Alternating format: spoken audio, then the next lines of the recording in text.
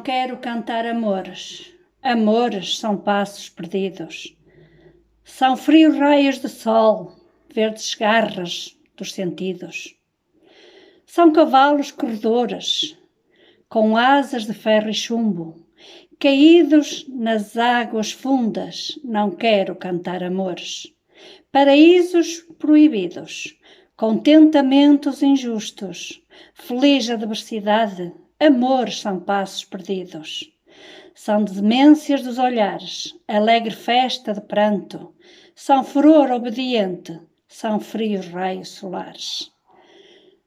Dá má sorte defendidas, os homens de bom juízo têm nas mãos prodigiosas verdes garras dos sentidos. Não quero cantar amores, nem falar dos seus motivos.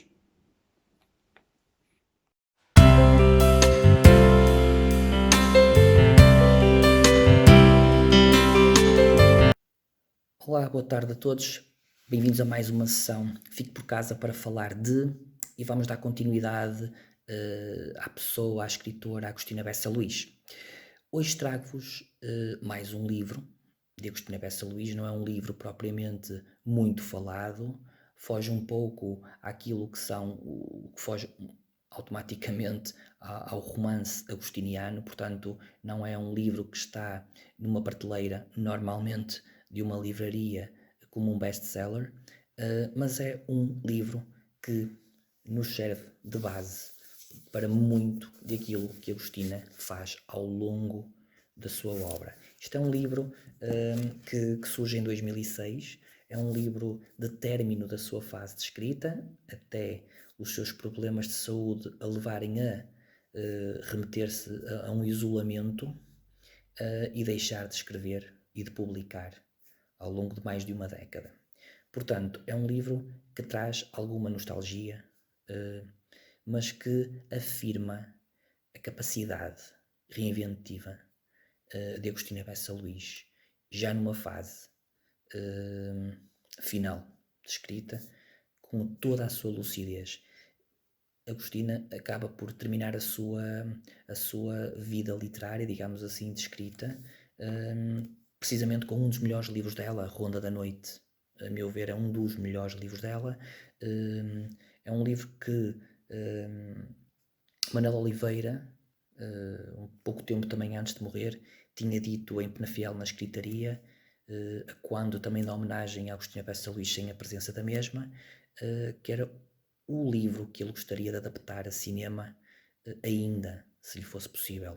Infelizmente não foi possível, mas também deixou uma grande obra, porque foram vários filmes adaptados, vários livros adaptados a cinema por parte de Manuel Oliveira em relação à obra de Agostina. Portanto, eu trago-vos aqui Fama e Segredo na História de Portugal, que tem uma edição standard, digamos, mais pequena e de maior facilidade de aquisição. Ainda está disponível, pelo menos no site da Guerra e Paz e nas livrarias, tanto independentes como nas grandes superfícies, mas também tenho aqui uma edição maior, numerada, mais ilustrada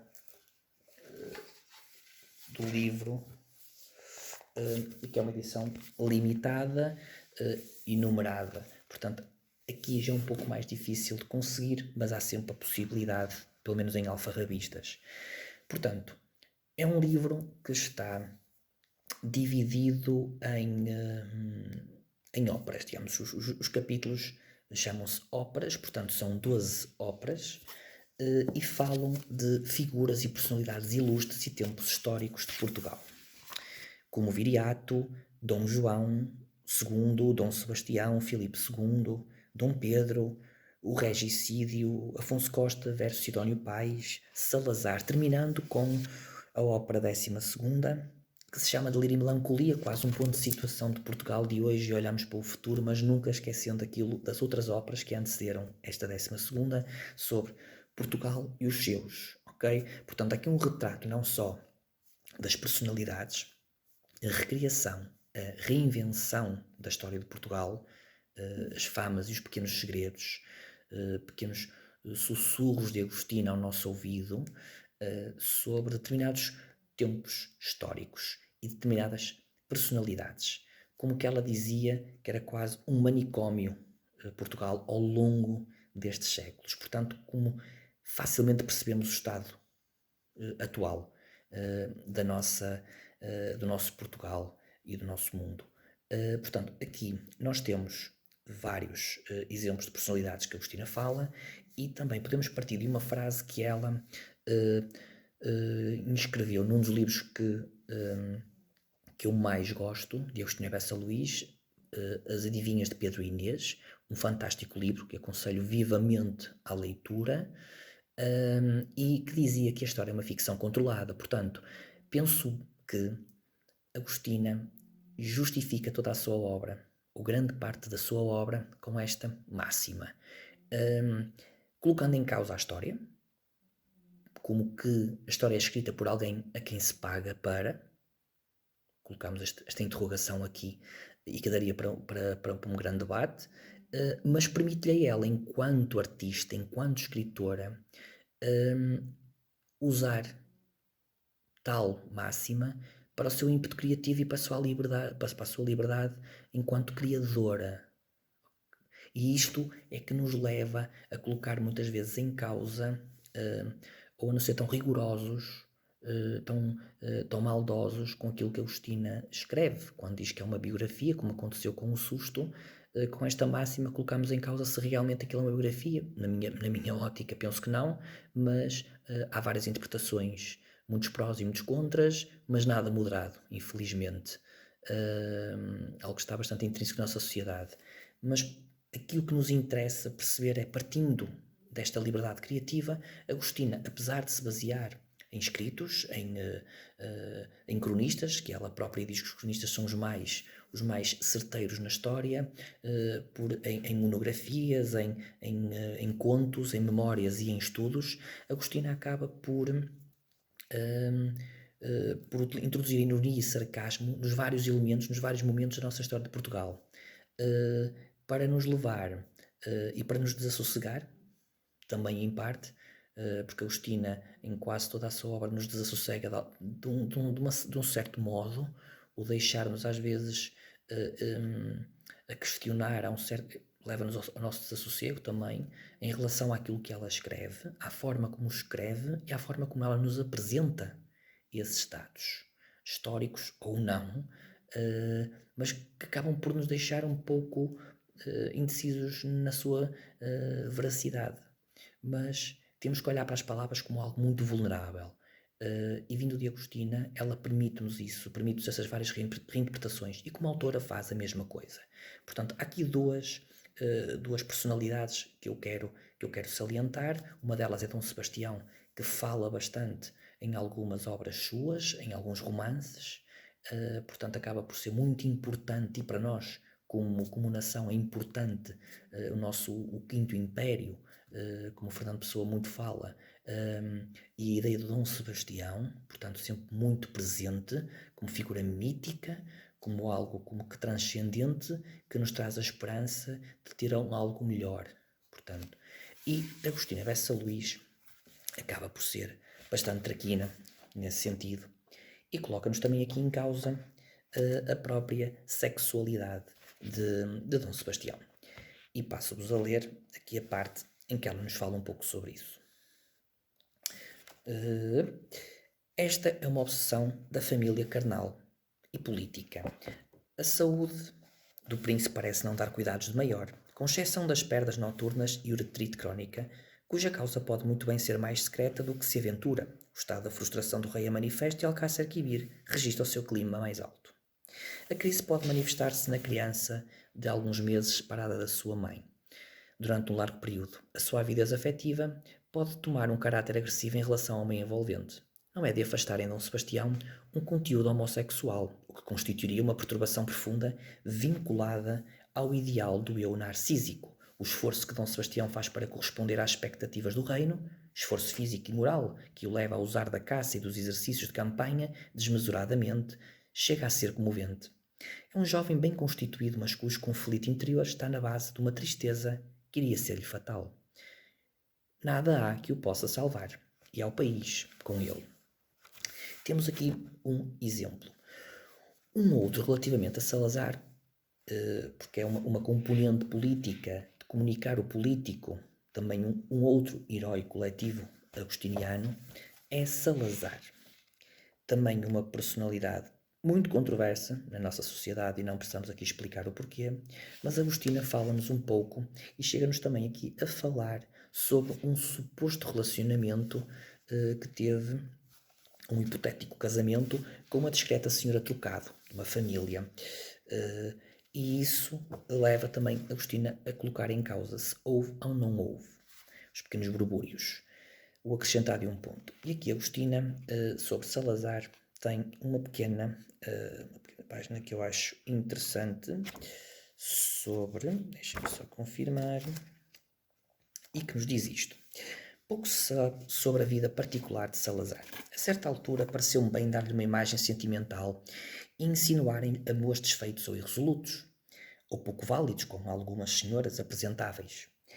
Salazar professou na política, como a Iorcenar disse que professou na literatura. Nesse tempo a publicidade estava nos começos e tudo o que se sabia era pelas tertúlias de cafés, ou por sondagens de opinião caseira. Ninguém gostava dele, senão por hábito. Pode-se dizer coisa mais triste de alguém. E contudo, é o que quase sempre acontece. Isto são alguns excertos. O tempo também não nos é propriamente enorme ou peso para falar sobre, mas deixo-vos esta sugestão de leitura, Fama e Segredo na História de Portugal. Penso que conseguem encontrar isto nos canais normais de venda de livros, portanto, livrarias independentes, neste momento, através de uma encomenda e com portes grátis que a rede de livrarias independentes em Portugal está a fazer, assim como as entregas ao domicílio, pelos mais diversos motivos, por aquilo que nós estamos a passar neste momento e que nos pedem para ficar em casa e convém que fiquemos, para ter tempo precisamente para isto, para estas leituras. Penso que isso é possível, portanto, neste caso, desejo-vos uma boa continuação de dia e que se foquem naquilo que é mais importante, pensar nos outros. E pensar nos outros, neste momento, é ficar em casa, porque todos fazemos parte da solução deste grande problema que nos apresentou e que nos apresentou no sentido de estarmos todos juntos, mas também que nos apresentou enquanto comunidade, mesmo que até agora não pensássemos nisso enquanto tal. Portanto, neste momento, estamos num momento especial para pensarmos no nós enquanto comunidade, não esquecendo a nossa, obviamente, individualidade. Portanto, fiquem em casa. Para a próxima semana falaremos num outro livro que também é da mesma coleção, destes da Guerra e Paz, que são As Meninas, Paula Rego e Agostina Bessa Luís. Mas até lá, passem uma boa semana e saiam somente para aquilo que for necessário. Até à próxima. Não quero cantar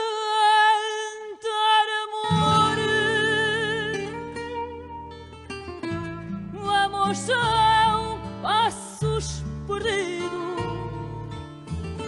Não quero cantar amor são passos perdidos. São frios raios solares, verdes garras dos sentidos.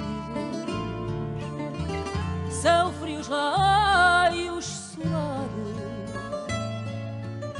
verdes garras dos sentidos.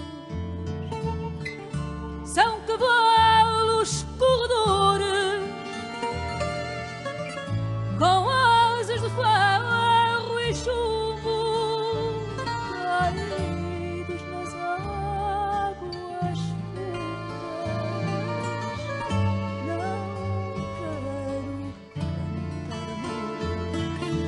fundas. Caídos nas águas fundas. Não quero cantar amor, paraísos proibidos,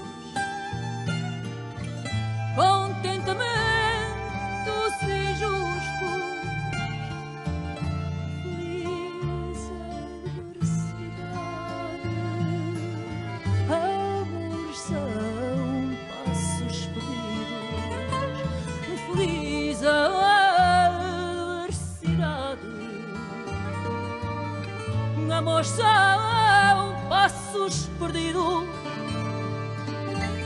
são demência dos olhares, alegre festa de pranto, são furor obediente, são frios raios solares, são furor obediente, são frios raios solares.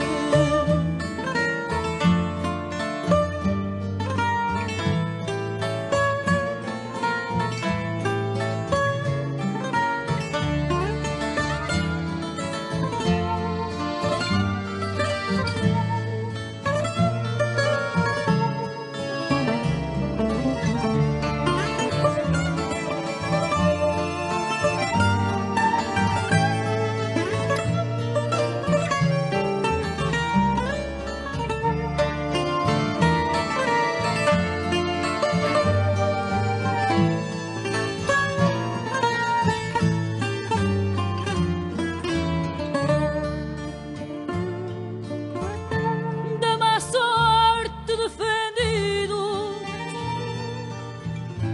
os homens de bom juízo, da má sorte defendido, os homens de bom juízo têm nas mãos prodigiosas